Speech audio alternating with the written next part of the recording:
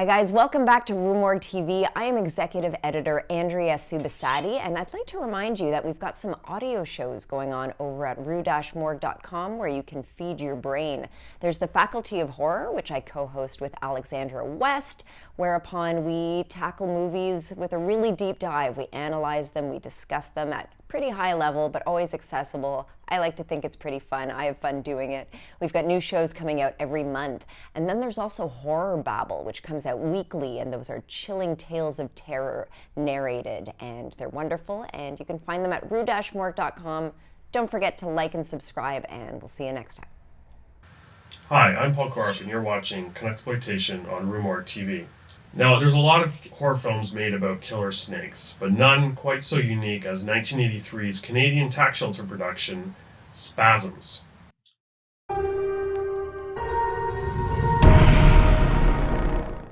Directed by William Fruet, one of the most prolific genre filmmakers in Canada's history, Spasms was an ambitious but troubled production that tried to bring some Cronenbergian-style body horror into a giant creature feature. In the end, it ended up resembling Moby Dick in more ways than one, with Fruet himself struggling mightily with all kinds of issues that cropped up during production to produce a film that may not be perfect, but is still a pretty interesting story. An experiment in telepathy leads scientists to a primitive Pacific island where a new source of evil is discovered. Now, if you're a fan of 1970s, 80s, trashy horror paperbacks, you're going to find a lot to like about a film like Spasms. It was based on a novel called Death Bite, and what's interesting about it is they tried to bring a lot of the kind of elements from horror novels into the film. It has a lot of the earmarks of horror fiction of the era, including psychic powers, family squabbles, and most importantly, a gigantic demonic snake from hell who kills everyone in his path. Now, the film was already well into production when they brought on director William Fruet. Fruet actually got his start back in the 1970s. He used to script kind of dramatic features like Going Down the Road and Wedding in White, but he eventually moved into horror films as it was more lucrative.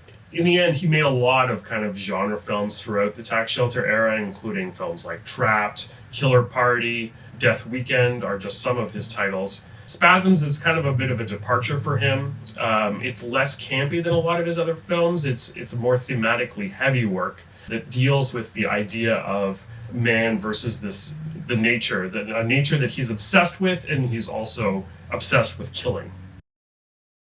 The film has Oliver Reed starring as a rich recluse who has this strange relationship with a snake. Back in years before, when he was in Papua New Guinea, he and his brother were attacked by a snake.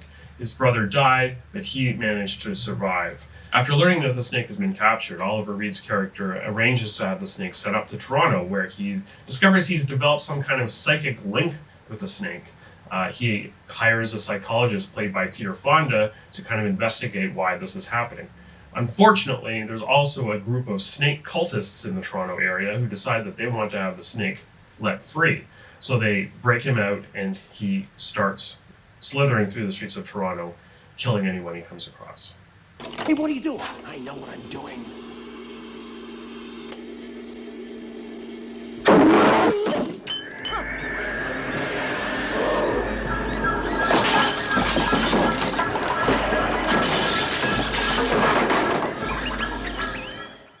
This is far from a perfect film because it had a lot of difficulties during production.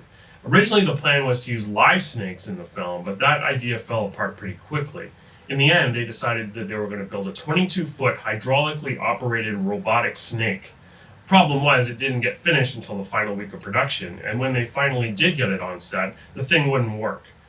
Although the robotic skeleton seemed to work okay, by the time they covered it with the rubber snake skin, the thing wouldn't move anymore. As a result, Fruet had to kind of get creative to shoot around this inoperative snake. One technique he used is to shoot POV kills from the snake's perspective using this kind of strange blue tint and jarring music to let you know that the snake's on the prowl.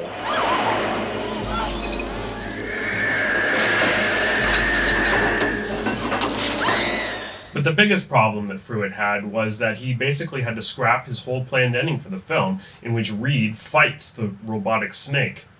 But that was just the beginning of the problems. The production soon ran out of money, and Fruet had to reuse a lot of his footage in the editing suite as flashbacks. In addition, his cast and crew were also having issues, specifically the notorious antics of Oliver Reed, who was in town, of course, with Peter Fonda for the...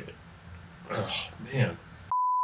Oliver Reed and Peter Fonda were well known for their rambunctious antics, and they, of course, got into it in Toronto as well.